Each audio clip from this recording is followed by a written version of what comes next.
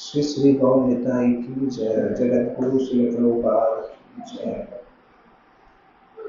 ओम ज्ञानतिमिरान्धस्य ज्ञानाञ्जन शलाकया चक्षुरुन्मिलितं येन तस्मै श्री गुरुवे नमः। श्री चैतन्य मनोभीष्टं स्थापितं येन भूतले स्वयं लोककलामयं ददाति स्वपदान्तिकं। वन्देऽहं श्रीगुरुं श्रीयुतपदकमलं श्रीगुरुवैष्णवांश्च श्रीरूपं साग्रजातं सहगण रघुनाथान्वितं तं सजीवं साद्वैतं सावधूतं परिजनसहितं कृष्णचैतन्यदेवं श्रीराधा कृष्णपादान् सहगण ललिता श्रीविशाखान्वितं नमो विष्णुपादाय कृष्णपृष्ठाय भूतले श्रीमते भक्तिवेदान्त स्वामी नामिने नमस्ते सारस्वती देवी गौरवाणी प्रचारिणे निर्विशेष शून्यवादी पाश्चात्यदेशकारिणे नमो महावदन्याय कृष्ण प्रेमप्रयायते कृष्णाय कृष्ण चैतन्य नामे गौरत्वसे नमः। हे कृष्ण करुणा सिंधु दीनबंधु जगत्पते गोपेश गोपिकाकांत राधाकांत नमोस्तुते।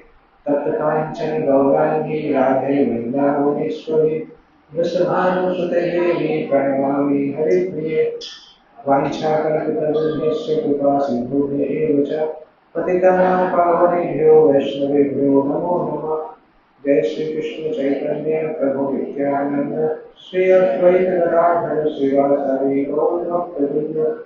हरे कृष्णा कृष्णा कृष्णा हरे हरे, हरे राम राम राम हरे हरे।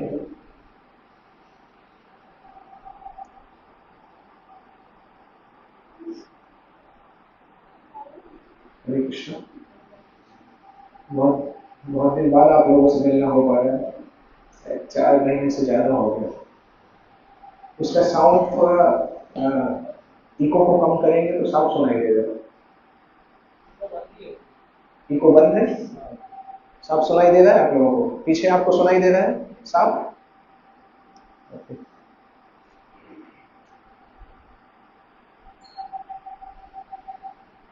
लास्ट टाइम हम लोग फरवरी के सेकेंड वीक में मिले थे। फरवरी सेकेंड वीक में मैं आया था यहाँ पे, उसके बाद चला गया। फरवरी, मार्च, अप्रैल, मई, जून, चौथा महीना चल रहा है। अच्छा चल रहा है यहाँ पे प्रचार सब?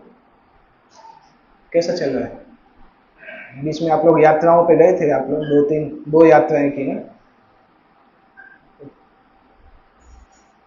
एक एक दिन की यात्रा भी चालू कर सकते हैं अभी, सुबह जाके शाम को आना। डाकोर की यात्रा कर सकते हैं, डाकोर है और मालसर भी है, और भी कुछ कुछ चीजें होंगी आसपास।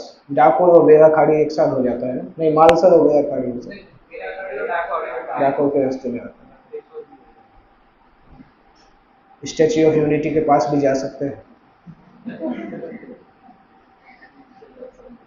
2 दिन का यात्रा वहां भी हो सकता है। सूरत के पास में क्या है वो हिल स्टेशन जो है, सूरत के आगे जो हिल स्टेशन है सापुतारा, सापुतारा भी जा सकते हैं।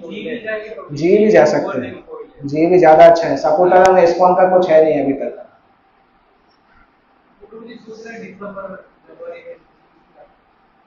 दिसंबर जनवरी में जा सकते हैं, ठंड बहुत होगा, जंगल में है ना वो। झील में ठंड रहता है दिसंबर में। ओके, पिछले 2-3 हफ्ते से क्लास कौन दे रहा है?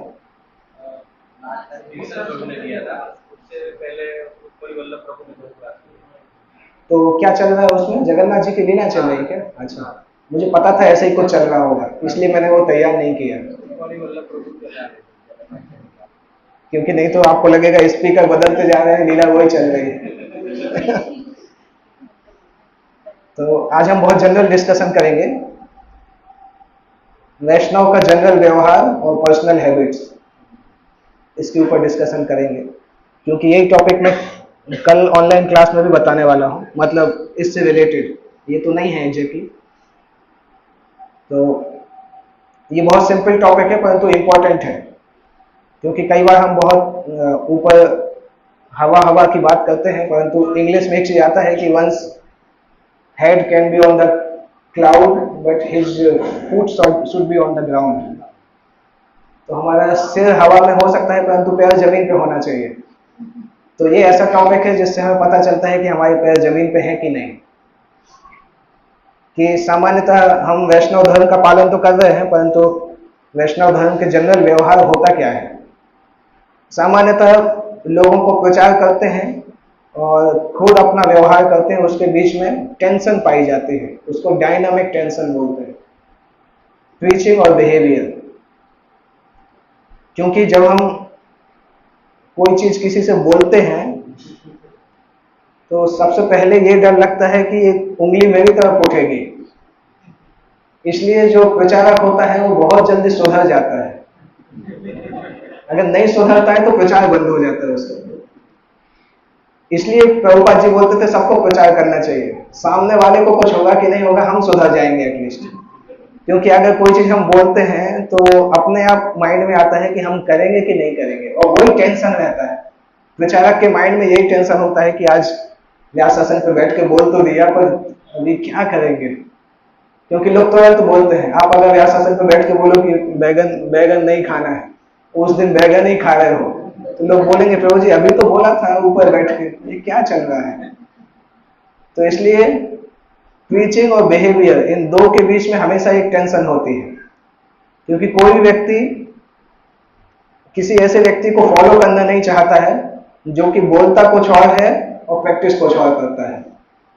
हम भी अगर कोई व्यक्ति अगर ऐसा दिखेगा तो हम उसको फॉलो करना नहीं चाहेंगे। हम सिर्फ इज्जत कर सकते हैं उसकी, परंतु उसको फॉलो करना नहीं चाहेंगे।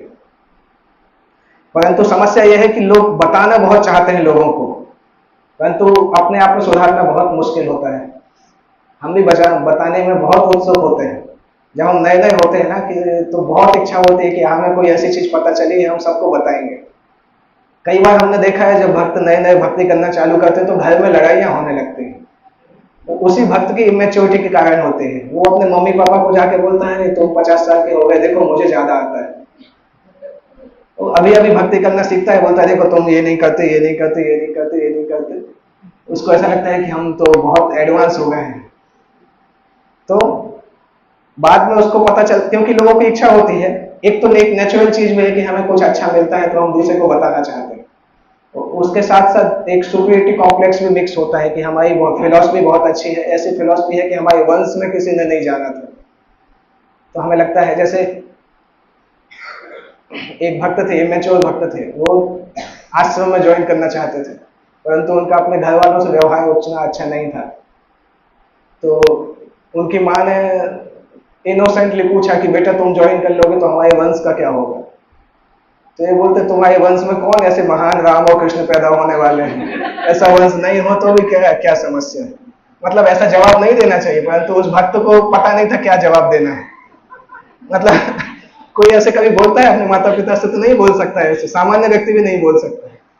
परंतु जब हमें वो फिलॉसफी आती है तो उसके साथ थोड़ा घमंड भी आता है कि हमें इतनी अच्छी चीज आती है कि दूसरे को हम कुछ भी बोल सकते हैं, या हमें वो चीज आती है जो दूसरे को नहीं आती। तो वैष्णव व्यवहार तो क्या, हम सामान्य व्यवहार ही भूल जाते हैं कि बड़ों से बात कैसे करें। भले ही हम धोती कुर्ता पहनना सीख जाते हैं, परंतु सामान्य मनुष्य का व्यवहार भूल जाते हैं। इसलिए इस तरह से सोचना चाहिए कि जैसे हम ये चीजें बोलते हैं तो उसका इफेक्ट लोगों के मन में ये जाता है कि ये व्यक्ति बोलता ही है। सामान्यतः लोग उसको क्या बोल बच्चन बोलते हैं, अभी की भाषा में बोल बच्चन बोलते हैं उसको। ज्यादातर लोग दूसरों को बताना चाहते हैं कि दूसरे को क्या करना चाहिए, अपने आप को देखना नहीं चाहते हैं कि हम जो दूसरे को बोल रहे हैं वो हम कर पा रहे हैं कि नहीं। इसलिए वैष्णव का एक क्वालिफिकेशन लिखा रहता है कि सनातन गोस्वामी हरिदास ठाकुर से बोलते हैं कि कुछ लोग बहुत अच्छे से व्यवहार करते हैं परंतु प्रचार नहीं करते हैं, कुछ लोग बहुत अच्छा प्रचार करते हैं परंतु व्यवहार नहीं कर पाते हैं। आप प्रचार भी अच्छा करते हो और व्यवहार भी अच्छा करते हो, इसलिए आप पूरे संसार के आध्यात्मिक गुरु बनने के लायक हो। इस तरह से हरिदास ठाकुर से सनातन गोस्वामी बोलते हैं। अभी प्रचार का मतलब क्या होता है, प्रभुपाद अलग अलग जगह पे समझाते हैं कि प्रचार के मीनिंग बहुत सारे होते हैं। कभी कभी प्रचार का मतलब हो सकता है बुक्स को प्रिंट करना, डिस्ट्रीब्यूट करना। प्रचार का यह भी मतलब हो सकता है रथ यात्रा फेस्टिवल मनाना, स्नान यात्रा फेस्टिवल मनाना, और म्यूजिक के द्वारा लोगों को आकर्षित करना, भगवत गीता के बारे में लोगों को बताना। प्रचार का यह भी मतलब हो सकता है लोगों को गली में मिलना और भगवत गीता डिस्ट्रीब्यूट करना, कॉलेज के क्लासरूम में जाकर गीता के बारे में बताना, घर में जाना कृष्ण के बारे में बताना, लोगों को मंदिर में लाकर सेवाओं में एंगेज करना, फार्म कम्युनिटी में एंगेज करना। बहुत सारे प्रचार के तरीके हो सकते हैं। इन द सेंस प्रचार का मेन चीज होता है कि व्यक्ति के हृदय की जो भोग की इच्छा है उस इच्छा को सेवा की इच्छा में बदलना। ये प्रचार का एक मेन वो होता है, मेन रिजल्ट होता है कि उसके अंदर जो भोग की इच्छा है उस इच्छा को सेवा की इच्छा में बदलना चाहिए। और प्रचार की कोई भी तकनीक अगर वो कर पा रही है तो वो प्रचार सक्सेसफुल माना जाता है। अभी यहीं पे एक इंपॉर्टेंट चीज आती है कि व्यक्ति के हृदय में जो भोग की इच्छा है उसको सेवा की इच्छा में बदलना है, तो वो इतना आसान चीज नहीं। वो चीज तब होता है जब जो व्यक्ति गाइड करने वाला है उसके अंदर भी आध्यात्मिक शक्ति होती है, और जो सुनने वाला है उसके अंदर गंभीरता होती है।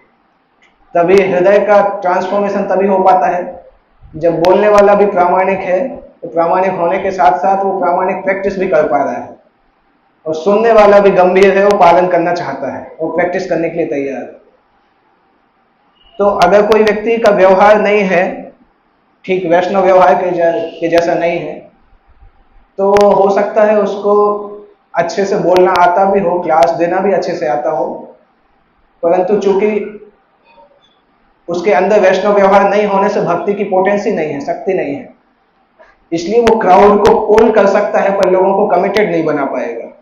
वो अंतर हम देखेंगे। एक होते हैं क्राउड पुलर, जिनके नाम से लोग आ सकते हैं क्योंकि उनको प्रेजेंट करना बहुत अच्छा आता है, परंतु आप देखेंगे वही व्यक्ति उस जगह पे फेल हो जाता है जब व्यक्ति को 16 माला तक लाना है, उसको गंभीर बनाना है, मध्यम अधिकारी तक पहुंचाना है, क्योंकि ये व्यक्ति अभी भी मध्यम अधिकारी तक नहीं पहुंचा है तो वो दूसरे को नहीं पहुंचा पाता है।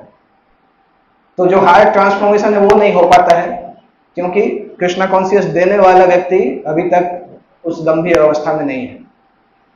और चूंकि कृष्णा कॉन्शियस देना हम सभी का फैमिली बिजनेस है, तो हम सभी को उस जगह पे पहुंचना होगा कि हम दूसरे का हृदय परिवर्तित कर सकें, एटलीस्ट उसके अंदर जो भोग की इच्छा है उसको सेवा की इच्छा में बदल सकें।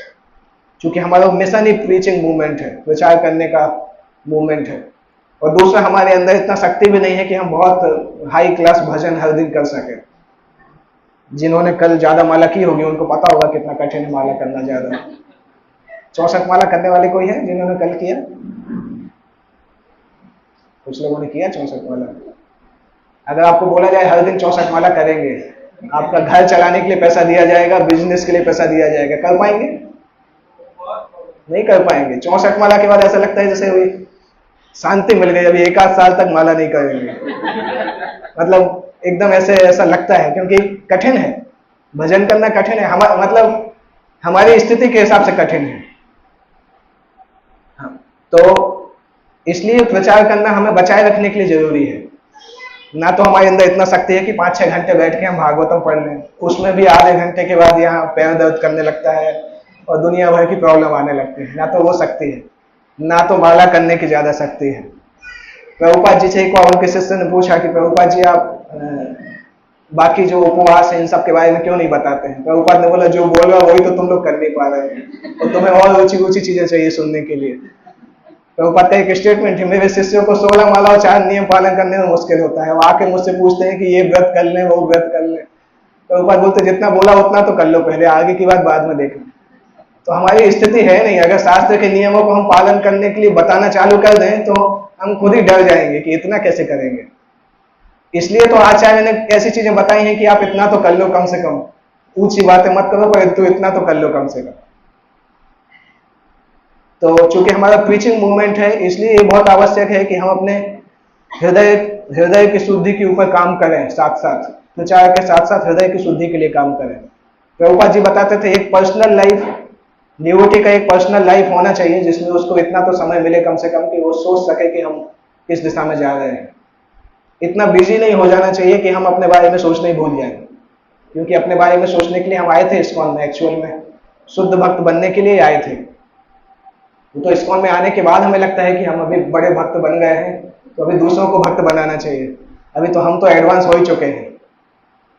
और कई बार हमने देखा जब व्यक्ति सीनियर होता है तो नियम पालन करना भी कम कर देता है। आप देखेंगे एक वीडियो यूट्यूब पे आता है, इस्कॉन दिल्ली का एक ग्रुप है शिक्षार्थकम, उनका एक यूट्यूब चैनल है, उसमें एक वीडियो देखिएगा, अभी तो हम भक्त बन गए हैं।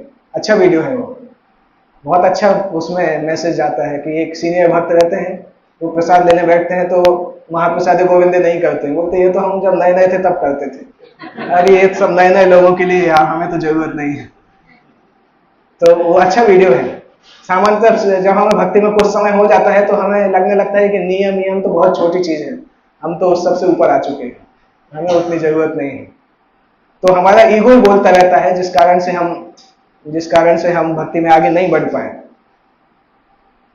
तो जनरल बिहेवियर यहां पे है, what is the first preaching work. अगर भक्त प्रचार करने से बचता है तो वो आध्यात्मिक रूप से एडवांस नहीं हो पाएगा। और प्रभुपाद जी एक लेटर में लिखते हैं प्रचार करना आवश्यक है परंतु पहला प्रचार होना चाहिए कि हम खुद ही अपने आप को भक्त बना सकें। निरंजन महाराज जो है, निरंजन स्वामी, उसको प्रभुपाद जी ने लेटर लिखा था 23 अप्रैल 1974 को कि प्रचार करना बहुत अच्छा है परंतु सबसे पहला प्रचार अपने आप को करना चाहिए।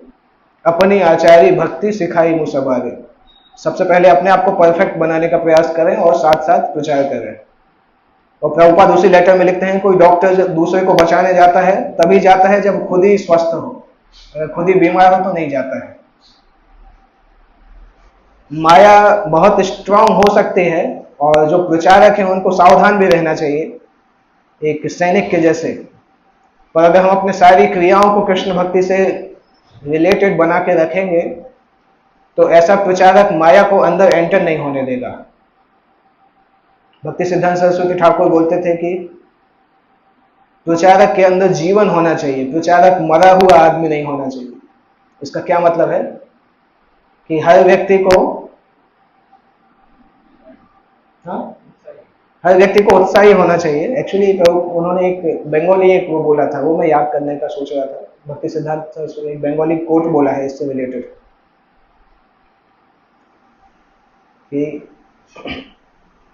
भक्ति सिद्धांत सरस्वती ठाकुर एक बार बता रहे थे कि जब कोई व्यक्ति, सामान्य लेक्चर में बता रहे थे, अगर कोई व्यक्ति प्रचार नहीं करता है तो मरा व्यक्ति जैसा माना जाता है, डेड मैन जैसा है अगर वो प्रचार नहीं कर रहा है।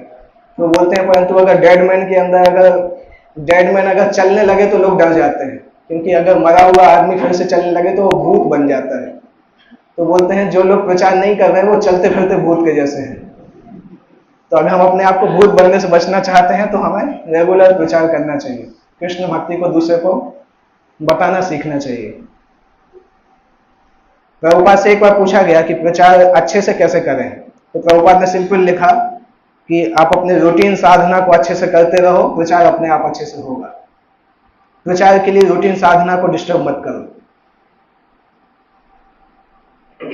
कभी कभी ऐसा हो सकता है, सामान्यतः क्या हम देखते हैं कि जब भी हम प्रोग्राम्स करते हैं, प्रोग्राम अगर लेट नाइट जाते हैं तो दूसरे दिन की साधना डिस्टर्ब होती है। तो कभी कभी वो चल सकता है, परंतु वो बहुत रेगुलर नहीं होना चाहिए, क्योंकि ब्रह्म मुहूर्त का जप करना भक्त के जीवन का सबसे इंपॉर्टेंट टाइम होता है। ब्रह्म मुहूर्त के समय उठ के नाम का जप करना हमारी जिंदगी का, एक्चुअली वो जिंदगी का सेंटर पॉइंट जैसा होना चाहिए। उसके चारों तरफ चीजें एडजस्ट हो, परंतु वो टाइम भगवान के लिए निकल आए। उतना कम से कम हमारे अंदर डेडिकेशन होना चाहिए कि ये टाइम दुनिया की बाकी सब चीजों को एडजस्ट कर लेंगे हम यहाँ वहां, परंतु इस टाइम को हम निकाल के रखें। उसी को बोला जाता है कि भक्त इतना एक्सपर्ट होना चाहिए कि वो उसको डिस्टर्ब नहीं करे। क्योंकि अगर हम मॉर्निंग का जो चैंटिंग टाइम है या मॉर्निंग का जो साधना टाइम है वो फिक्स रखेंगे तो आप देखेंगे संसार में कठिनाइयां आती जाती रहेंगी, परंतु आपकी भक्ति पर प्रभाव नहीं पड़ेगा। परंतु जब हम उसको फिक्स रूटीन में नहीं रखते हैं तो फिर भक्ति पूरा ही हिल जाता है। जैसे छोटा सा भूकंप आने में बिल्डिंग हिल जाती है ना, वैसा ही होता है अगर हमने उसको फिक्स करके नहीं रखा है। और फिर ऐसे में फिर हम हमेशा ही एक प्रश्न करते हैं, प्रभु जी बैलेंस कैसे करें, बैलेंस कैसे करें, क्योंकि हमने एक चीज बैलेंस नहीं किया अभी तक।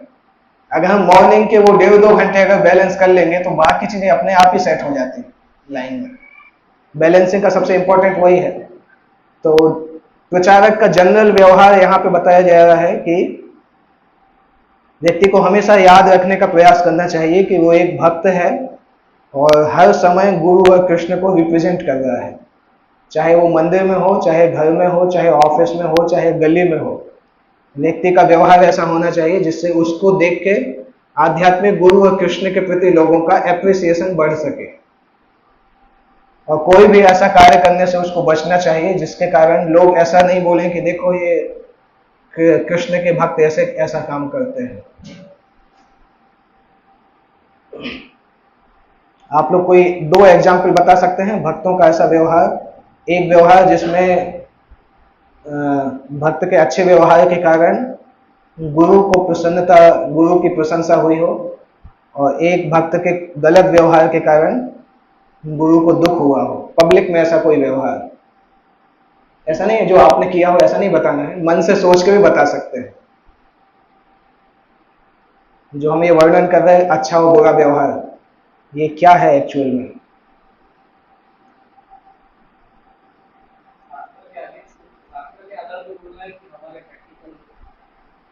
प्रैक्टिकल के आधार पर, आपकी प्रैक्टिकल नॉलेज के आधार पर। हाँ, एक बुरा व्यवहार हुआ था जब हम बाहर थे और मतलब बाहर जो रास्ता होता है वो कर रहे थे पहले की बात है। और वो क्या था तब हम नहीं छोड़े, और जब हम खा रहे थे तो कोई आके तिलक लगाए, तो कोई आके बोला कि स्कूल में लोग प्याज लहसुन नहीं खाते, अब वो गलत एक्सप्लेन हुआ ना। उनको कैसे पता चला आप इस्कॉन में हैं? तिलक लगाए थे। तिलक लगाए थे, अच्छा हाँ। कभी अभी मीठा नहीं खाया, लगाए थे। हाँ हाँ हाँ, वो है, तिलक लगा के कुछ ऐसा करेंगे तो लोग इस्कॉन पे नाम उठाएंगे कि इस्कॉन में ऐसा करते हैं। इसलिए अगर ऐसा कर रहे हैं तो तिलक नहीं लगाना चाहिए। फिर छोड़ दिया। तिलक छोड़ दिया कि वो छोड़ दिया?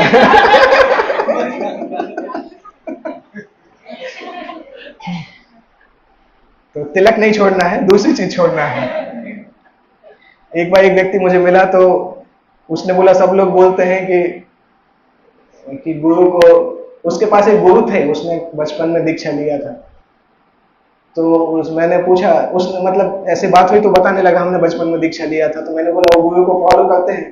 बोलते वो गुरु इतने नियम बताते थे कि हमने गुरु को ही छोड़ दिया। तो कई बार लोग ऐसे होते हैं, डॉक्टर अगर ज्यादा बताएगा तो डॉक्टर को बदल देंगे, गुरु अगर ज्यादा बताएगा तो गुरु को बदल देंगे। तो इस तरह से नहीं करना चाहिए। अच्छा है, अच्छा उदाहरण है। कोई और एग्जाम्पल? कौन? नेताई सेविनी माता जी, हाँ।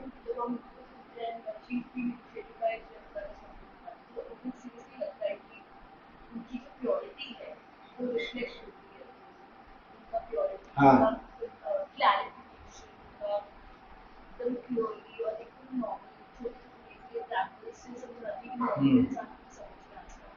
हाँ, शिष्य का जो व्यवहार है वो अपने आप ही गुरु के लिए क्या बोलते हैं, यश यश लेके आता है।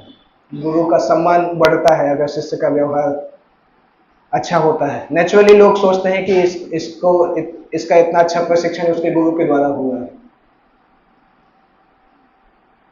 प्रभुपाद, हाँ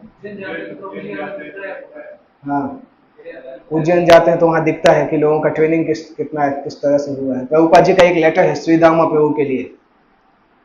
क्या थे, एक प्रभुपाद के समय में एक साधु थे, अमेरिका में प्रचार करते थे। वो अमेरिका से कुछ चीजें स्मगल करके ला रहे थे, वो पकड़े गए थे तो गवर्नमेंट ने उनको बैन कर दिया था। तो प्रभुपाद उनका एग्जाम्पल, क्या ना, प्रभुपाद ने नाम नहीं लिखा है इसमें, पर उनका नाम मैंने कहीं पढ़ा था, याद नहीं आ रहा एग्जैक्टली। तो प्रभुपाद बोल रहे थे कि इस प्रकार से काम नहीं करना चाहिए, ये सोच के कि हम साधु हैं तो हम कुछ भी कर सकते हैं। ऐसे काम करने से हमारा हमेशा के लिए प्रचार का एफर्ट खत्म हो जाता है। एक चीज हम देखेंगे, अगर किसी के मन में इस्कॉन के लिए गलत इंप्रेशन गया है तो बहुत लंबे समय तक इंप्रेशन रहता है। हो सकता है वो कई कई साल तक इस्कॉन में आए नहीं अगर एक आध बार गलत इंप्रेशन हुआ है। और अगर हमारे कारण हुआ है तो भगवान मरने के बाद यही पूछेंगे, तुम्हारे कारण मेरा एक बेटा था वो भाग गया। भगवान यही बोलेंगे, तुम नए को तो लेके आ नहीं पाए, एक आया था उसको भी भगा दिया, तो तुम्हें कहां भेजना चाहिए? भगवान यही पूछने वाले हैं। तो ध्यान रखना चाहिए कि एटलीस्ट हम अगर किसी को लाए नहीं तो किसी को भगाएं तो नहीं भगवान के पास से। कोई आया है तो भगाएं तो नहीं उसको, कम से कम। भले प्रचार नहीं कर पा रहे हैं, कुछ नहीं कर पा रहे, परंतु नेगेटिव काम नहीं करना चाहिए, क्योंकि वो इंप्रेशन ज्यादा डीप होते हैं। हम लोग, आप लोग भी हो सकता मिले हो किसी के आप बुक डिस्ट्रीब्यूशन करने गए, कोई मिलते हैं, एक का एक वो बहुत गुस्सा करने लगता है और फिर वो बताता है कि देखो हमारे साथ ऐसा हुआ था, हम आपके मंदिर में गए थे, ऐसा हुआ था। तो वो गलत है, हमारी विफलता है कि हमारे मंदिर में उसके साथ ऐसा व्यवहार हुआ जिस कारण से उसने मंदिर आना बंद कर दिया। नहीं होना चाहिए, एटलीस्ट हम अपनी तरफ से तो नहीं करें। तो प्रभुपाद उस लेटर में यही लिख रहे हैं कि आप सिटी, मतलब गलियों में जाके, सिटी की गलियों में जाके चैंटिंग करिए, बुक डिस्ट्रीब्यूशन करिए और फंड कलेक्शन करिए। परंतु उससे ज्यादा महत्वपूर्ण है कि आप अपने अंदर आध्यात्मिक शक्ति को डेवलप करने का प्रयास करिए, जिससे आप पतित आत्माओं को कृष्ण भक्ति की तरफ ला पाए। एक और चीज इंपॉर्टेंट है, अगर कोई हैप्पी डिवोटी है तो वो आसानी से भक्त बनाता है। अगर कोई डिवोटी बहुत खुश है तो उसको देख के लोग भक्त बन जाते हैं। अगर कोई व्यक्ति दुखी है तो लोग बोलते हैं अरे भक्ति करेंगे तो इसके जैसे ही हो जाएंगे शायद, इसलिए वो भक्ति के आते नहीं है। मान लो कोई नया व्यक्ति आके पूछा कि प्रभु जी कैसा है, बोलते अभी तुम बाहर हो इसलिए तुम्हें लग रहा है, अंदर आओ फिर पता चलेगा। तो आपको लगता है अंदर आएगा? कभी नहीं आएगा। बोलेगा 10 साल प्रैक्टिस करने के बाद ऐसे होंगे तो इससे अच्छा तो अभी हम हैं। तो इसलिए भक्ति में खुश रहना चाहिए। वो खुशी तभी आएगी जब नियम पालन करेंगे। अगर भक्त खुश है तो अपने आप ही भक्त बन जाएंगे, क्योंकि संसार में लोग खुशी ढूंढना चाहते हैं, लोग तो ऑलरेडी परेशान हैं। जब वो भक्तों को डांसिंग कीर्तन करते देखते हैं तो लोग अचरज करते हैं कि ये लोग इतने खुश कैसे हैं। जब इस्कॉन के मंगल आरती के वीडियो कहीं जाते हैं ना यूट्यूब में, तो लोग देखते हैं कि सुबह सुबह डांस कैसे कर रहे हैं, हमसे तो उठा ही नहीं जाता है, तो ठंडे पानी से नहा के डांस कर रहे हैं। तो उनके लिए वही, बड़ौदा में आप देखेंगे कई बार नए लोग इसीलिए आते हैं। कुछ कुछ एमएस यूनिवर्सिटी के स्टूडेंट आप देखेंगे, हम हर दिन ही कुछ ना कुछ स्टूडेंट आते हैं। एक बार 7-8 स्टूडेंट्स का ग्रुप आया था, तो मैं मंगल आरती के बाद उनसे मिला, एमएस यूनिवर्सिटी में ही पढ़ते थे, हॉस्टल से आए थे वो लोग। बोले थे हमने 2-3 दिन पहले वीडियो देखा था कि ये मंगल आरती में 4:30 बजे डांस कर रहे हैं, तो हमने सोचा ऐसा क्या है। तो उन्होंने बोला हम 4:30 को उठ तो नहीं पाएंगे, परंतु हमने सोचा नाइट आउट करके 4:30 पे मंगल आरती में जाते हैं। तो वो लोग रात भर सोए नहीं थे, 4:30 बजे मंदिर में मंगल आरती करने आए, उसके बाद जाके सोए। तो लोग ऑलरेडी सुख चाहते हैं, सुखी लोगों से मिलना चाहते हैं जो लोग खुश रहते हैं। तो अगर कोई भक्त खुश रहेगा तो ऑलरेडी लोग उससे आकर्षित हो जाते हैं। वो यहां पे लिखा है कि हमें लोगों को बताना चाहिए कि कैसे कृष्ण भावनामृत आंदोलन पूर्ण सुख को प्रदान करने वाला है, और केवल भौतिक सुख नहीं, हमारा शाश्वत आनंद को प्रदान करने वाला है। इसलिए जो भी आप प्रभुपाद यहाँ लिख रहे हैं, पब्लिक में आप जो भी कार्य कर रहे हैं उसको बहुत उत्साह के साथ करिए, बहुत ध्यान से करिए, क्योंकि हमारी सारी एक्टिविटी ओपन है, तो लोग हमारे मिशन को आसानी से क्रिटिसाइज कर सकते हैं अगर हम पब्लिक में कुछ गलत कार्य करेंगे। इसलिए हमारी डीलिंग्स जो है वैष्णव सिद्धांत के ऊपर होनी चाहिए, वैष्णव स्टैंडर्ड पे होना चाहिए। इसके बाद नेक्स्ट आता है जनरल बिहेवियर में ही आता है कि जनरली डिवोटीज को कोई भी ऐसी वस्तुएं नहीं पहननी चाहिए, ऐसी चीजें नहीं यूज करना चाहिए जिससे उसका ध्यान उसके ऊपर रहे, क्योंकि हमारा ध्यान कृष्ण के ऊपर रहना चाहिए। परंतु अगर कभी हम बहुत ज्यादा सज धज लेते हैं तो कृष्ण को नहीं देखते हैं, हमेशा शीशा ही देखते हैं, कहाँ पे आईना दिख रहा है। इवन कार का भी जो छोटा सा शीशा दिखता है उसको देख के भी अपने आप को देखने लगते हैं, तो कृष्ण की तरफ से ध्यान हट जाता है। तो ऐसा कोई चीज हमारे साथ नहीं होना चाहिए जो हमारा ध्यान कृष्ण की तरफ से हटा दे। बेसिक सिद्धांत है वैष्णव प्रिंसिपल का, एक बेसिक सिद्धांत है कि दुनिया का सारा ऐश्वर्य भगवान के लिए होना चाहिए, और भगवान की सेवा के लिए हमें जो उपयोग हो उसको यूज करना चाहिए, केवल अपने दिखावे के लिए वस्तुओं का उपयोग नहीं करना चाहिए। श्री रूप गोस्वामी, सनातन गोस्वामी जैसे आचार्य थे जिन्होंने भगवान के लिए कितने कितने सुंदर मंदिर बनाए। आप राधा मदन मोहन मंदिर, राधा गोविंद टेम्पल देखेंगे तो अभी के हिसाब से देखेंगे तो वो मंदिर अरबों रुपए के हो सकते हैं। राधा गोविंद देव जो टेम्पल बना था उस समय तो ठीक है, राजा बना देते थे तो आसानी से बन जाता था, परंतु उस तरीके का 7 स्टोरी का पत्थर का मंदिर अगर अभी बनाना हो, कम से कम 100-200 करोड़ तक का बनेगा वो मंदिर। तो और सनातन गोस्वामी, रूप गोस्वामी जिन्होंने वो मंदिर बनाए, वो कभी एक ही पेड़ के नीचे रहते नहीं थे, हर दिन अलग अलग पेड़ के नीचे रहते थे। तो भगवान के लिए 200-200 करोड़ के मंदिर बना सकते हैं। और खाते क्या थे वो, केवल गेहूं को यमुना में गला देते थे, उसको पत्थर से पीस लेते थे, उसमें नमक मिलाते थे, खा लेते थे, ये उनका खाना था। और सोते कितना थे, 1.5-2 घंटे सोते थे, 96 मिनट। और वो लोगों ने भगवान के लिए इतने बड़े बड़े मंदिर बनाए। तो वो सिद्धांत होता है कि ये भक्त का सिद्धांत होता है कि भगवान कृष्ण का भोग अच्छे से होना चाहिए और हम उनके सेवक के जैसे ही। मैंने एक स्टोरी लास्ट क्लास में पता नहीं कहाँ पे सुनाया था, परम पूज्य राधानाथ महाराज के एक शिष्य थे, उन्होंने यूएस में डबल एमबीए किया था, इंग्लिश से किया था, एक और चीज से किया था, कुछ था उनका। तो बाद में जब वो संन्यास लिए तो महाराज ने उनको कुरुक्षेत्र में भेजा था प्रचार करने के लिए, बहुत पहले 1983-84 में। कुरुक्षेत्र में कुछ नहीं था इस्कॉन का, तो महाराज ने उनको भेजा था। वो भी पता नहीं उस समय ब्रह्मचारी थे कि सन्यासी थे, पर थे, ब्रह्मचारी थे, मतलब सैफ्रॉन ड्रेस में थे। तो वो कुरुक्षेत्र में चूंकि कुछ नहीं था, रेंटेड बिल्डिंग भी नहीं थी, पहले इस्कॉन के पास इतना फंडिंग भी नहीं रहता था कि हम बिल्डिंग रेंट पे ले लें और फिर सब कुछ अरेंजमेंट हो जाए तब जाएं, ऐसा नहीं था। तो वो गए, केवल करताल था और कुछ पैसे थे उनके पास। तो उसी समय कुरुक्षेत्र में वो एक पेड़ था, पेड़ के नीचे ही रहते थे वो। एक जगह था सिटी में, एक गार्डन जैसा था, उसके पास में एक पेड़ था, तो पेड़ के बैठने की जो जगह होती थी वहीं रहते थे, वहीं रात में सोते थे और वहीं माला करते थे, फिर दिन भर बुक डिस्ट्रीब्यूशन करने जाते थे। अकेले ही थे वो, अकेले व्यक्ति, वन मैन क्रीचर थे, कोई नहीं था वहां पे। तो वहीं पेड़ के अंदर सोते, पेड़ के नीचे सोते थे, तो वहां मॉर्निंग वॉक करने के लिए लोग आते थे कभी कभी। तो एक व्यक्ति उनको देखता था, जब भी आता था तो ये माला करते रहते थे मॉर्निंग टाइम में। और चूंकि अकेले थे तो कितना भी माला करते रहते थे, कभी सुबह 4 से लेकर 10-11 बजे तक माला ही करते रहते थे। फिर उन खाने का भी पता नहीं था उनको, खाने के लिए वो अनाज लेके आते थे, फिर पेड़ के नीचे लकड़ी अकड़ी ढूंढ के कुकिंग करते थे, फिर खाते थे। तो वो उनको देखता था 3-4 दिन, 5 दिन, एक हफ्ते तक देखा उसने। फिर एक दिन आके जब बात करना चालू किया तो इन्होंने इंग्लिश में बोलना चालू किया। तो वो कंफ्यूज हो गया कि साधु है वो इंग्लिश में बात कर रहे हैं। तो उन्होंने पूछा कि आपने पढ़ाई क्या किया है? फिर उन्होंने बोला मैं अमेरिका में था, ये पढ़ाई करता था, ये सब। तो वो और आश्चर्यचकित हुआ, उसने बोला यहाँ क्या कर रहे हैं आप, तो ये ऐसे बैठे हैं यहाँ पे। तब इन्होंने बताया कि मेरे गुरु ने आदेश दिया कि मुझे मंदिर यहाँ पे खोलना है, प्रचार करना है। तो व्यक्ति इतना इम्प्रेस हो गया, उसकी उसकी 3 मंजिला बिल्डिंग थी, व्यापारी था वहां पे, उसने 3 मंजिला बिल्डिंग इस्कॉन को दे दिया था। बोले थे आप इसी में प्रचार करिए। जमीन अपना पूरा इस्कॉन को दे दिया था। उस तरीके से कुरुक्षेत्र मंदिर चालू हुआ, पहला मंदिर। अभी तो वहां बड़ा मंदिर बना है, ये तो 40 साल पहले की बात है जब चालू किया था उन्होंने।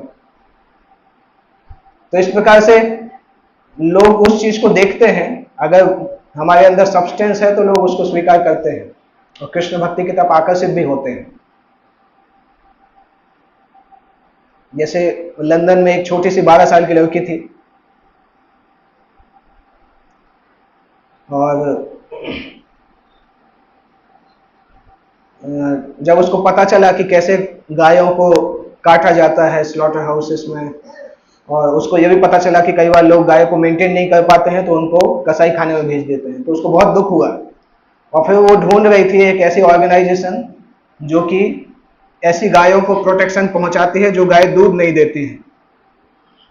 और उसको ऐसी ऑर्गेनाइजेशन मिली, भक्ति वेदांत मैनर में इस तरह से गायें रखी जाती हैं जहाँ पे जो दूध नहीं देती है। तो वो छोटी सी 12 साल की लड़की थी, जब उसको पता चला तो उसने उसका 1 साल तक उसको हर दिन जो पॉकेट मनी मिलता था, उस पॉकेट मनी से वो चॉकलेट खरीदती थी, चॉकलेट बहुत अच्छी लगती थी। परंतु उसने 1 साल का पूरा पॉकेट मनी उसी ऑर्गेनाइजेशन को दे दिया, 12 साल की लड़की ने। क्योंकि उसको पता था कि गाय भगवान कृष्ण को बहुत प्रिय है, इसलिए गाय की रक्षा करना बहुत महत्वपूर्ण है। ये सही स्टोरी, लंदन टेम्पल की स्टोरी है। वो लड़की कृष्ण हिंदू थी, मतलब इंडिया की थी, परंतु इस्कॉन से उतना कनेक्टेड नहीं थी, परंतु वो बचपन से कृष्ण के लिए आकर्षण था उसको। और उसको कोई ने बोला भी नहीं कि गाय के लिए ऐसा करना है। जब 12 साल की थी उसने माता पिता के बीच में ऐसी बातचीत सुनी, तो उसने इंटरनेट पर ढूंढना चालू किया कि गाय की रक्षा कहाँ करनी है। तो अपने आप आके उसने पूरा डोनेशन दिया। बाद में वो भक्त बन गई, बाद में इस्कॉन की भक्त बन गई। जब आई थी उस समय भक्त नहीं बनी थी। तो इस तरह से लोग आकर्षित होते हैं।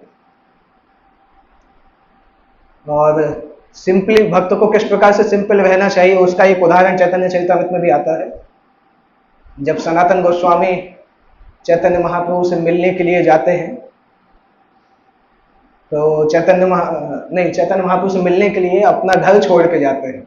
सनातन गोस्वामी मुख्यमंत्री थे, राजा के मुख्यमंत्री थे। तो जब वहां से जाते हैं तो उनका ब्रदर इन लॉ मतलब जीजा जी बोलते हैं, उनके जीजा जी श्रीकांत नाम से उनके जीजा जी थे। तो उसने उनको एक वुलन ब्लैंकेट दिया था, कंबल दिया था। तो सनातन गोस्वामी जब, चूंकि वो साधु के वेश में थे, जब चैतन्य महाप्रभु के पास पहुंचे तो चैतन्य महाप्रभु उसी ब्लैंकेट को बार बार देख रहे थे। चैतन्य महाप्रभु बार बार उसको देख रहे थे। सनातन गोस्वामी समझ गए कि भगवान नहीं चाहते कि मैं इसको यूज करूं। तो गंगा के घाट पर जाके वो ब्लैंकेट बदल के एक दूसरा, वहां पे एक भिखारी था, उसका ब्लैंकेट लेके आ गए। वो अपना ब्लैंकेट उसको दे दिया और चैतन्य महाप्रभु उसको देख के खुश हो गए, उनको गले से लगा लिया। सनातन गोस्वामी एक्चुअली जब लौटे तो चैतन्य महाप्रभु ने बोला कि वो आपकी वुलन ब्लैंकेट कहाँ है? तो चैतन्य महाप्रभु ने बोला कि मैं ऑलरेडी, जब इन्होंने बताया कि मैंने वो उसको दे दिया है, तो चैतन्य महाप्रभु बोलते हैं कि भगवान कृष्ण बहुत कृपालु हैं और उन्होंने आपको ऑलरेडी सारी भौतिक चीजों से निकाल लिया है, तो फिर आपको ये भौतिक चीजों के प्रति आसक्त रहने की क्या जरूरत है। तो भगवान चाहते हैं कि भक्त सिंपल रहे और केवल उतना ही उपयोग करें जितना भगवान की सेवा के लिए आवश्यक है।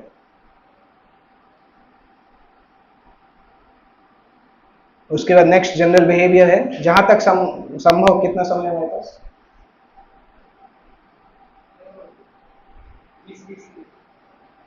जहां तक संभव है भक्तों को कोई भी लेदर का आइटम नहीं पहनना चाहिए,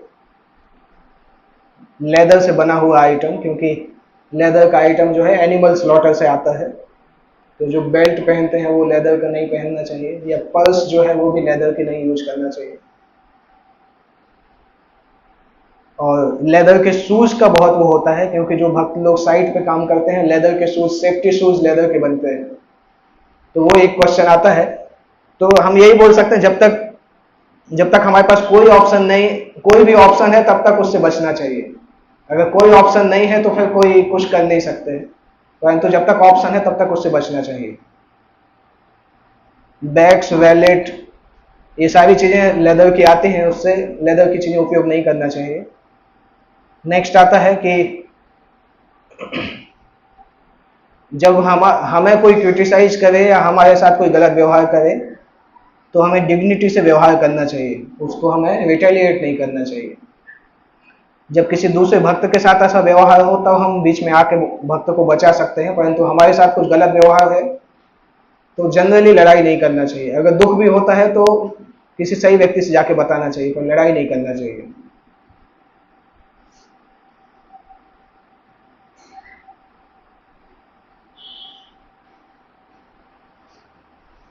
इसमें नेक्स्ट आता है, ओके, इसका एक उदाहरण है एक्चुअली, एक ड्रामा स्किट है जो कि इसमें बताया गया है, क्योंकि ये एक्चुअली मैं वो वर्कशॉप में से पढ़ रहा हूँ, तो वर्कशॉप में ड्रामा बाकी सब चीजें भी हैं। तो इसमें क्या है, एक दिन तर्कवादी दास नाम से एक भक्त थे, वो लंच प्रसाद लेने के लिए आते हैं, प्लेट लेके काउंटर पे प्लेट लेके लंच प्रसाद के लिए आते हैं। और जो इंचार्ज था, जो प्रसाद डिस्ट्रीब्यूशन कर रहे थे, उन्होंने कूपन मांगा कि आपका कूपन कहाँ है। और कूपन मांगने से तर्कवादी प्रभु का ईगो हो गया कि हमसे कूपन कैसे मांग लिया, तो लड़ाई चालू हो गई। तर्कवादी प्रभु ने जोर जोर से चिल्लाना चालू किया कि देखो, मैंने मंदिर में ये सेवा की है, ये सेवा की है, तुम्हें पता नहीं मैं कितना सीनियर हूँ, कितने साल से भक्ति में हूँ, और आज तुमने परम वैष्णव अपराध कर दिया है। और इंचार्ज तो नया अपॉइंटेड था। उसी समय किचन का एचओडी आता है और तर्कवादी प्रभु को प्रणाम करता है, और तर्कवादी प्रभु से बोलता है, प्रभु जी गुस्सा मत करिए। तो तर्कवादी प्रभु क्या बोलते हैं, ये सब प्रणाम करने का ड्रामा, आज से कुछ नहीं होगा, ये सब ड्रामा बंद करो, अभी मैं बिना प्रसाद खाए चला जाऊंगा। फिर 4-5 डिवोटी आते हैं, उनको शांत करते हैं, उनको बिठाते हैं और प्रसाद खिलाते हैं। तो इस प्रकार से ड्रामा नहीं करना चाहिए छोटी छोटी चीजों के लिए। ये इंपॉर्टेंट चीज है। हम जब फेस्टिवल में जाते हैं तो कई बार कठिनाई होती है। हालांकि बड़ौदा में हम अभी कूपन सिस्टम चालू नहीं किया, अभी तक नहीं किया कूपन सिस्टम चालू, क्योंकि कूपन सिस्टम डेंजरस सिस्टम है। कूपन देने वाला भी हमेशा ही दिक्कत में रहता है, जिसको कूपन नहीं मिलता है और बिना कूपन वाला लाइन में आ जाए तो लड़ाई हमेशा ही हो जाती है। इसलिए हम यहाँ पे चालू नहीं करते। अच्छा सिस्टम है, परंतु उसके लिए प्रसाद हम सर्विंग करने वाला भी बहुत मैच्योर होना चाहिए, नहीं तो ज्यादातर लड़ाई हो जाती है। क्योंकि इंडिया में इतना कल्चर नहीं है कि लोग सिस्टम से काम करते हैं। कूपन होगा भी तो लोग लेंगे नहीं, और जब लाइन में लगेंगे तो बोलेंगे अरे कूपन नहीं है, दे दो, ऐसे ही दे दो। तो बहुत क्या है, कई सिस्टम इंडिया में अप्लाई करना मुश्किल ही हो जाता है, क्योंकि लोगों का माइंडसेट उस तरह से नहीं होता है। परंतु इन जनरल पब्लिक आर्गुमेंटेशन से बचना चाहिए। उसके बाद अगला लिखते हैं, श्रील प्रभुपाद बताते हैं कि एक भक्त को सामान्य व्यवहार में नेग्लेक्टफुल भी नहीं होना चाहिए, बेसिक कर्टेसी और फॉर्मेलिटी छोड़ना नहीं चाहिए, ये सोच के कि हम ट्रांसेंडेंटल हैं। जैसे जब हम नए थे तो हम किसी वैष्णव को देखते थे तो वैष्णव प्रणाम करते थे। जब हम थोड़े पुराने हो जाते हैं तो वैष्णव प्रणाम के लिए झुकना बंद कर देते हैं। कभी पीठ में समस्या हो तो बात अलग है, परंतु जनरली फिर झुकना बंद कर देते हैं। और फिर कोई प्रणाम करता है तो फिर हम वांछा बोलते, वांछा प्रभु जी, पूरा मंत्र बोलना भी बंद कर देते हैं कि पूरा मंत्र एटलीस्ट बोल लें। तो ये बेसिक कर्टेसीज तो पालन होना चाहिए, चाहे हम कितना भी सीनियर हों। बेसिक फॉर्मेलिटीज पालन करना भूलना नहीं चाहिए, ये सोच के कि हम इस सबसे ऊपर उठ चुके हैं। वो अच्छा नहीं होता है, क्योंकि उससे हमारी भक्ति में लॉस होने लगता है। अगर हम बेसिक नियम पालन करना भूल जाते हैं। कभी कभी लोग बोलते हैं इतने नियम की जरूरत क्या है, क्योंकि ज्यादा नियम होंगे तो स्पॉन्टेनिटी बंद हो जाएगी। जैसे एक व्यक्ति मुझसे पूछे थे कि लोगों को प्रभु बोलने की क्या जरूरत है, हरे कृष्णा बोलने की क्या जरूरत, जब अंदर से फील ही नहीं करते तो बाहर से बोले क्यों? ये तो फॉर्मेलिटी जैसा है, अंदर से फील करना चाहिए। मैंने बोला अंदर से आप क्या फील करते हो अगर आप बताओगे तो लड़ाई और हो जाएगी।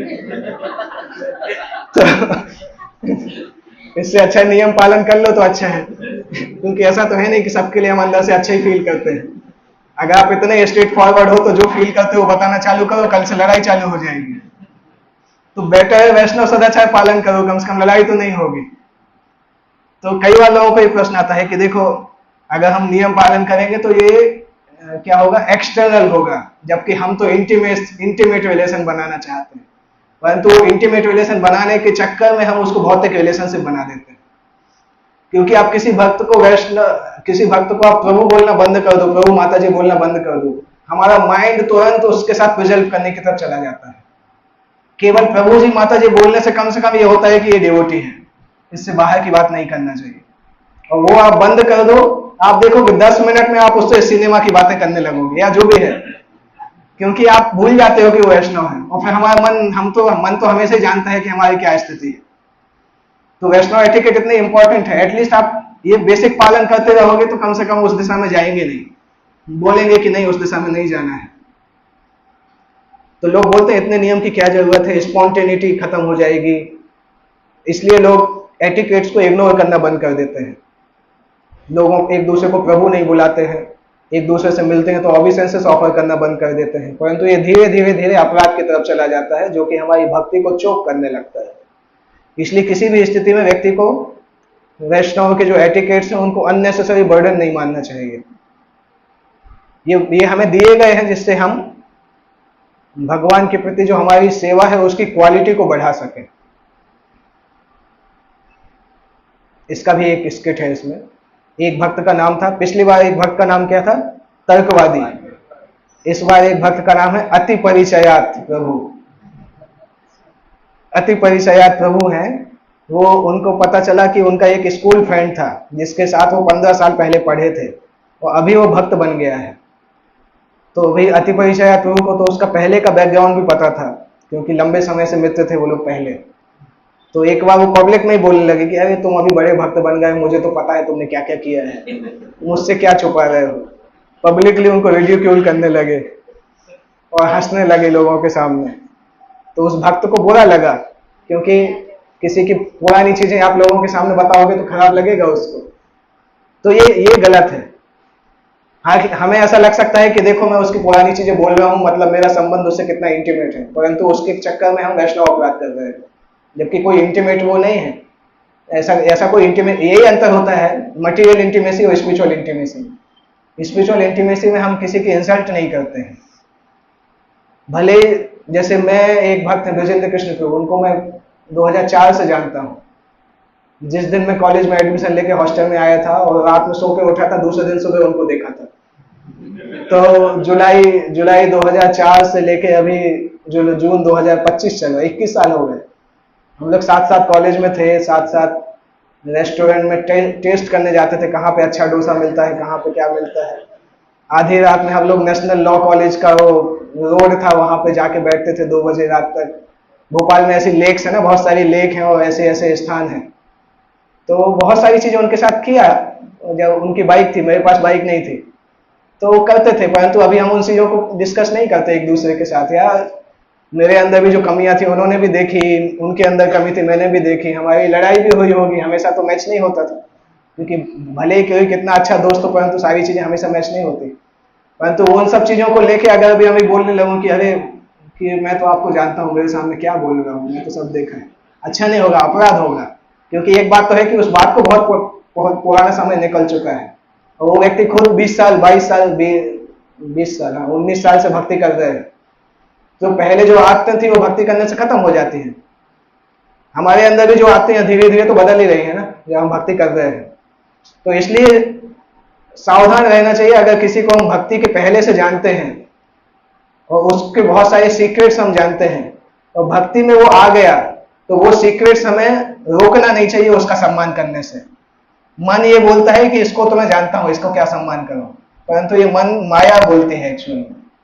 हम उस व्यक्ति को वैष्णव देखना बंद कर देते हैं और अपराध करने लगते हैं। इसलिए तो हम बोलते हैं एक बार दीक्षा हो गई तो पुराने नाम से नहीं बुलाइए। नॉर्मली हम इसलिए बोलते हैं, कम से कम नए नाम से बुलाओगे तो दिमाग में तो रहेगा कि भगवान से संबंधित नाम है। इसलिए दीक्षा होने के बाद प्रयास करना चाहिए कि हम दीक्षा के नाम से ही बुलाएं, चाहे कोई भी हो दीक्षा के नाम से बुलाने का प्रयास करें, क्योंकि वो मटेरियल आउटलुक को खत्म करके स्पिरिचुअल आउटलुक को प्रदान करता है।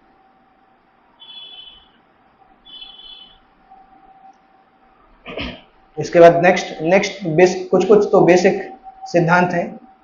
किसी व्यक्ति को अपने पैरों से छूना, किसी से अगर हमारे पैर टच हो जाए तो ऑफेंसिव माना जाता है। अगर दो भक्त बैठे हैं, हमें उनके बगल से निकलना है तो उनको बताना चाहिए कि मुझे निकलना है। तो अगर पैर टच हो जाए तो तुरंत उनके शरीर को स्पर्श करके माफी मांगना चाहिए। अगर बाई एक्सीडेंट अगर हमारे पैर टच हो जाते हैं तो उस भक्त के शरीर को जेंटली छू के अपने राइट हैंड से और फिर अपने राइट हैंड को सिर से टच करना चाहिए। ये करने से अपराध खत्म हो जाता है।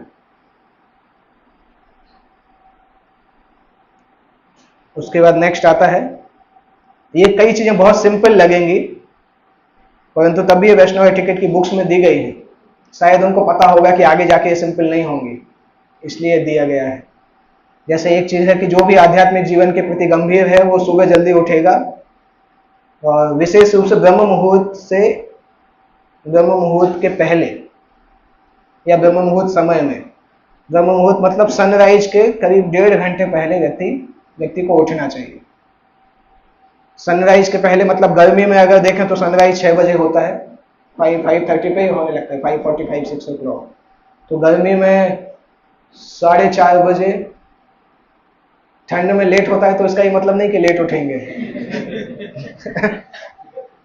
इसलिए इस्कॉन में फिक्स करके रखा है कि 4:30 पे मंगल आरती है, क्योंकि अगर ब्रह्म मुहूर्त फिक्स करते तो बोलते मंगल आरती तो अभी ठंड में 6 बजे करना चाहिए, क्योंकि गुजरात में तो उजाला लेट होता है। मायापुर ईस्ट इंडिया में उजाला जल्दी होता है, वेस्टर्न इंडिया में लेट होता है। आप द्वारका जाएंगे तो और लेट होता है। तो ऐसा नहीं कि 7 बजे सूरज उठ रहा है तो हम 5:30 पे उठेंगे, नहीं। इसलिए संस्था प्रभुपाद ने फिक्स करके रखा है कि 4:30 अच्छा टाइम है, 4:30 पे हमें मंगल आरती में आना चाहिए।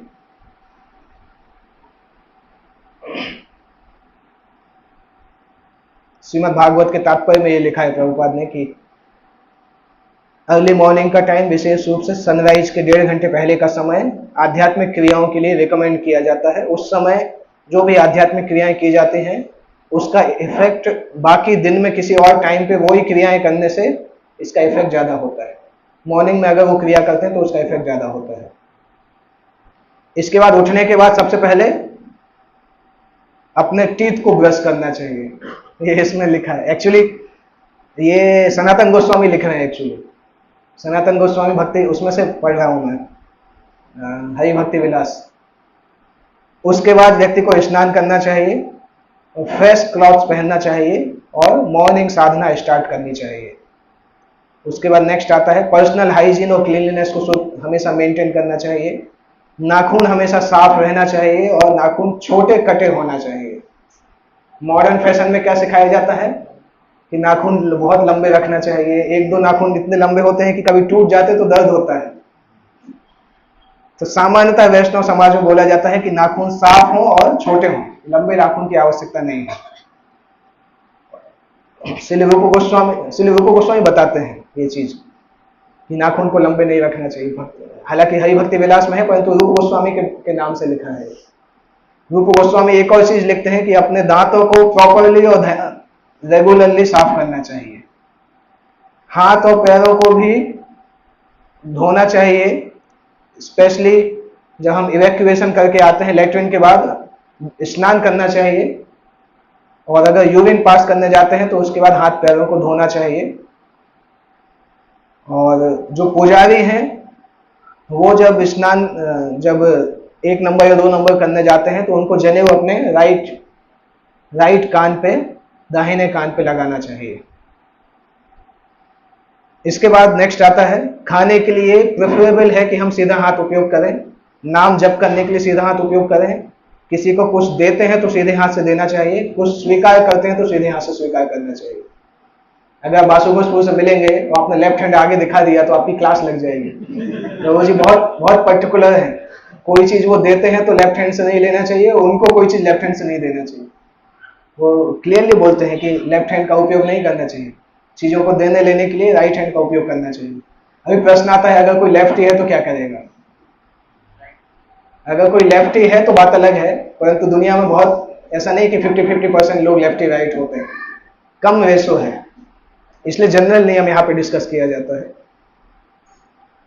इसके बाद भोजन करने के बाद में और पहले हाथ पैर और मुंह धोना चाहिए। बाद में हम सभी धोते हैं, एटलीस्ट हाथ और मुंह तो धोते हैं। पैर का नहीं प्रैक्टिस है, पर पैर का प्रैक्टिस चालू करना चाहिए, पर पहले करना चाहिए ये थोड़ा लोगों को अजीब लगता है। कई बार एक भक्त बोल रहे थे पानी की बर्बादी होती है।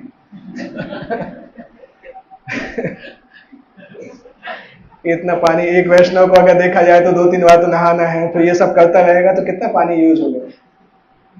तो उसको मैंने बोला पानी की बर्बादी ऑलरेडी बहुत होती है। लोग पाप के कामों में भी पानी की बर्बादी करते हैं। क्या शराब में पानी मिलाना पानी की बर्बादी नहीं है क्या? तो जब शराब में पानी मिलाते समय लोग ध्यान नहीं करते हैं कि पानी की बर्बादी हो रही, तो नहाते समय ध्यान क्यों करते हैं? ऐसे बहुत सारी जगह पर पानी बर्बाद हो ही रहा है। हम कोई एक बाल्टी से नहा लेंगे तो कोई ऐसा बचा नहीं लेंगे या बर्बाद नहीं कर देंगे। दूसरा, पानी पीने के बाद हाथ धोना चाहिए। अगर हम मुंह से मुंह लगा के पानी पीते हैं तो हाथ जूठा हो जाता है।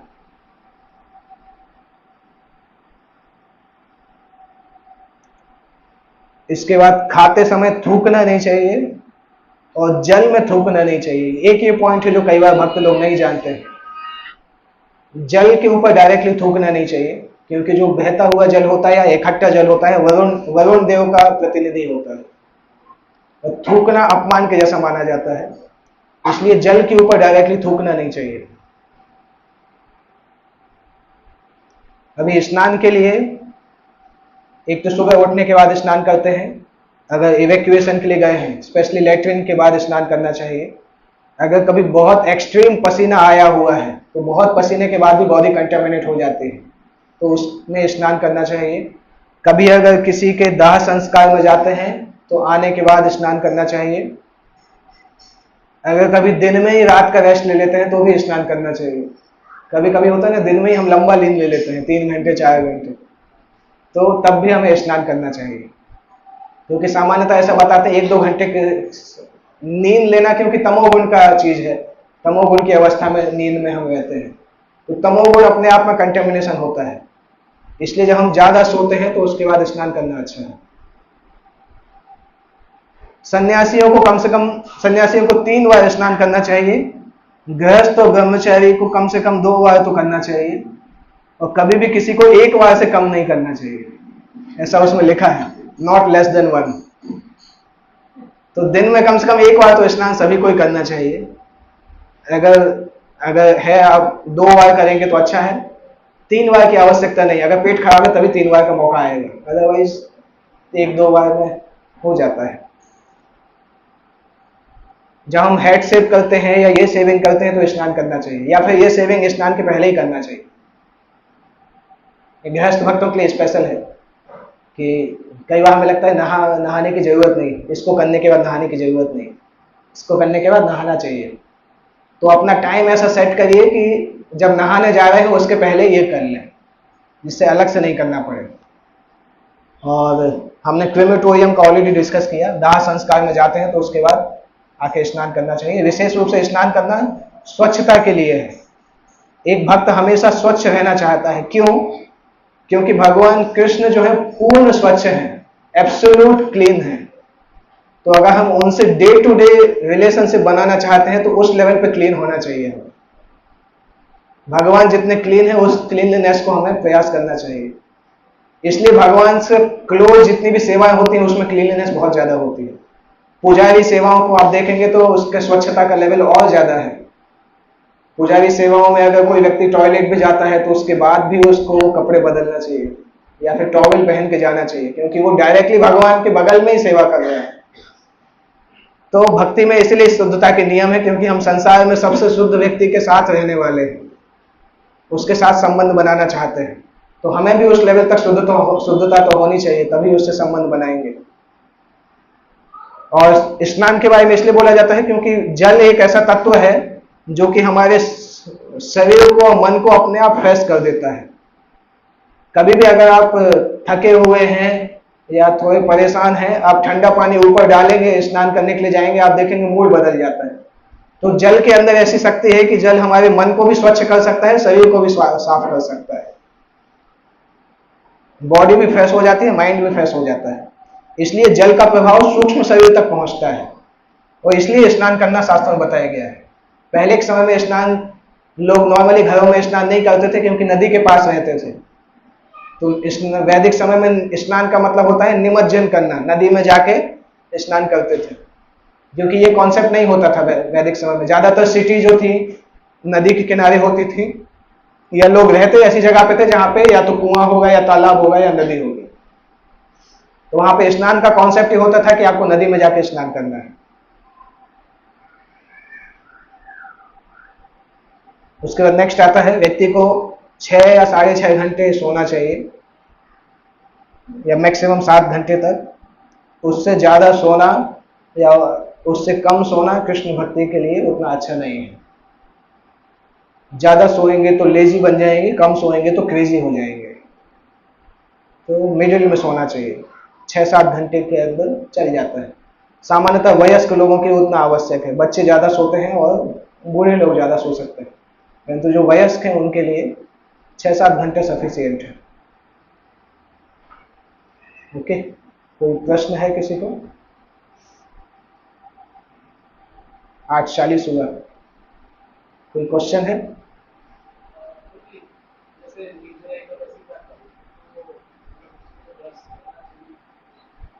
निर्जला एकादशी में ब्रश करना चाहिए।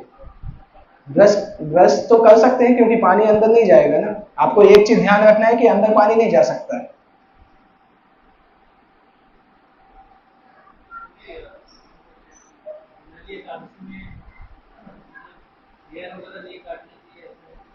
हाँ,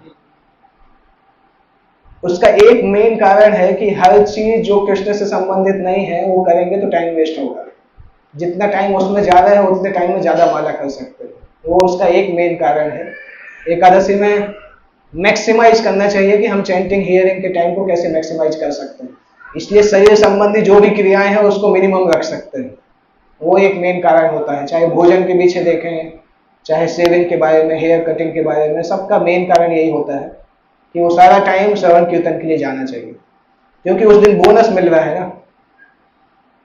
मान लो आपके पास एक ऑफर आता है कि आज एक सेल लगी है जिसमें आपको 1000 रुपये में 1 किलो सोना मिलने वाला है। तो क्या हम सेविंग करने बैठेंगे कि 10 मिनट बाद जाते हैं, या नहाने बैठेंगे? नहीं बैठेंगे, बोरी पकड़ पकड़ के जाएंगे कि यार जितना पैसा है उतने किलो सोना आ जाएगा। अच्छा है, एकादशी वैसे ही दिन है, जितना माला कर लेंगे उसका उतना ज्यादा फायदा मिलता है। वो है, ब्लड निकलने से उपवास ब्रेक होता है, परंतु मेन रूल यही है कि टाइम वेस्ट नहीं करना है। शरीर से संबंधित चीजों में टाइम लगाने की जरूरत नहीं है एकादशी के दिन। आचमन उतना ही करना चाहिए कि पानी यहां से नीचे नहीं जाए, ठीक है? इतना कम मात्रा होना चाहिए कि पानी गले से नीचे नहीं जाए निर्जला एकादशी के दिन। अगर हर एकादशी निर्जला कर रहे हैं तो अच्छा बात है।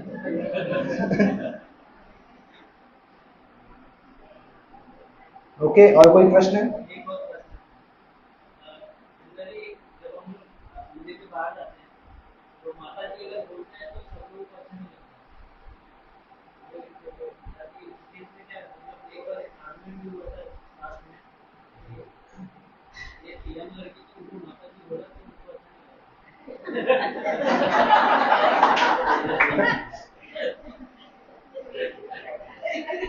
वो आपकी प्रॉब्लम नहीं है, यंग लड़की की प्रॉब्लम है।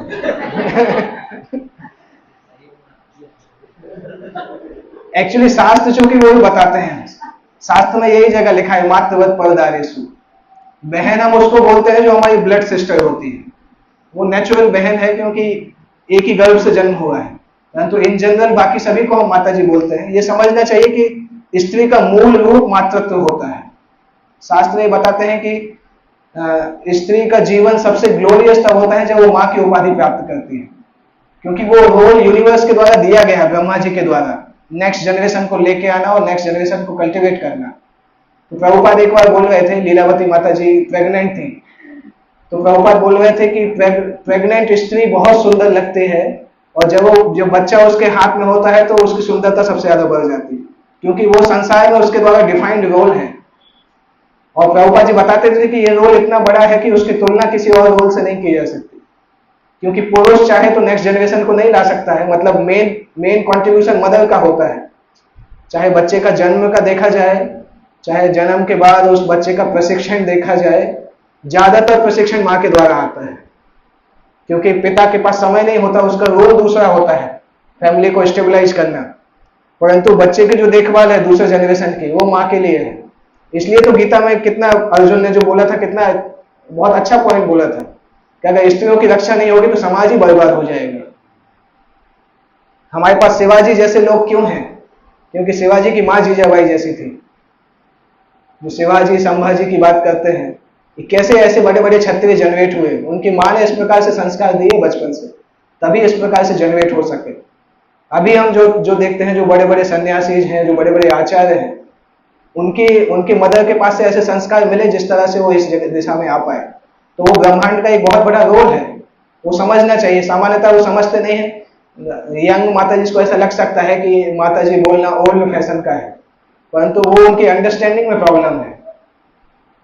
क्योंकि अगर शास्त्र में उसके अलावा और कोई डेजिग्नेशन होता तो शास्त्र उसको लिखते, परंतु लिखा नहीं गया शास्त्र में। बहन का रोल लिखा गया है, परंतु तभी लिखा गया है जब ब्लड रिलेशन हो, तब नॉर्मली बहन का रोल लिखा गया है, अदरवाइज माँ का रोल लिखा गया है। और आप भागवत में पढ़ेंगे तो अपने स्वयंभू मनु जो थे, वो अपने बेटी को भी अम्मा बोलते थे। मनु की बेटी कौन थी? देवहूति। अभी कोई बोलेगा कि पिता अपनी बेटी को बेटी नहीं बोल रहा है, अम्मा क्यों बोल रहा है? अभी भी साउथ इंडिया में बोलते हैं, बेटी को अम्मा बोलते हैं। क्यों बोलते हैं? अम्मा का मतलब माँ होता है।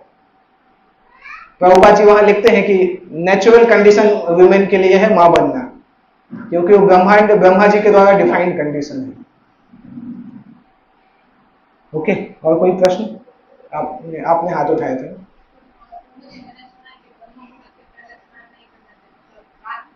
मिडनाइट में स्नान नहीं करना चाहिए। हाँ, मिडनाइट आता है ब्रह्म मुहूर्त के पहले, मतलब रफली देखा जाए तो 2-2:30 बजे, 2 बजे, 2:30 बजे। परंतु वैष्णव समाज में उस सिद्धांत को उतना स्ट्रांगली फॉलो नहीं करते। ऐसा बोला जाता है अगर आधी रात में आप उठ के अगर स्नान करके भगवान का नाम करेंगे तो कोई समस्या नहीं है। इन जनरल नियम है, परंतु अगर कोई 2 बजे उठ के माला करता है और माला करने के पहले नहाता है तो चल जाता है, क्योंकि वो 2:30 बजे चैंटिंग कर रहा है, यही बड़ी बात है। कितने लोग हैं संसार में जो 2:30 बजे चैंटिंग कर पाते हैं उठ के? मतलब उसका मंगल आरती तक 16 माला हो जाने वाला है कंप्लीट। तो फिर ऐसे समय ये नियम को फिर छोटा मान लेते हैं, क्योंकि वो भगवान का नाम लेना ज्यादा बड़ा नियम है। ओके ओके, सो यहाँ पे एंड करते हैं।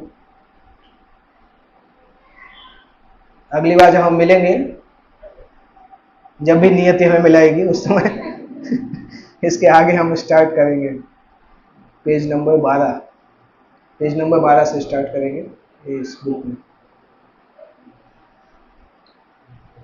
आगे अनाउंसमेंट कुछ करना?